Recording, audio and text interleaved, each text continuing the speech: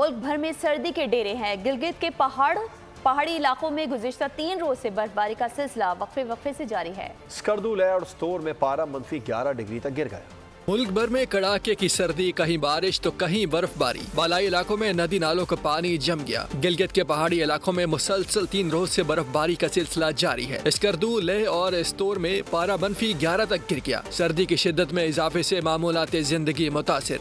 खून जमा देने वाली सर्दी ने बलूचिस्तान को भी अपनी लपेट में ले रखा है। यखबस्ता हवाओं की वजह से कोयटा में पारा नुक्ता इंजमात से 6 डिग्री नीचे आ गया। आइंदा 24 घंटों के दौरान कोयटा, चमन, ज़ियारत, पशीन, चागी में बारिश और पहाड़ों पर बर्फबारी की पेशगोई है। शहर कायद में तेज हवाओं का सिलसिला थम गया। कम से कम पारा 11 डिग्री सेंटीग्रेड रिकॉर्ड किया गया। महकमा मौसमियात ने आइंदा 24 घंटे के दौरान लाहौर, इस्लामाबाद, पेशावर, कश्मीर और गिलगित बल्तिस्तान समेत मुल्क के बेशतर इलाकों में मौसम सर्द और खुश्क रहने की पेशगोई की है।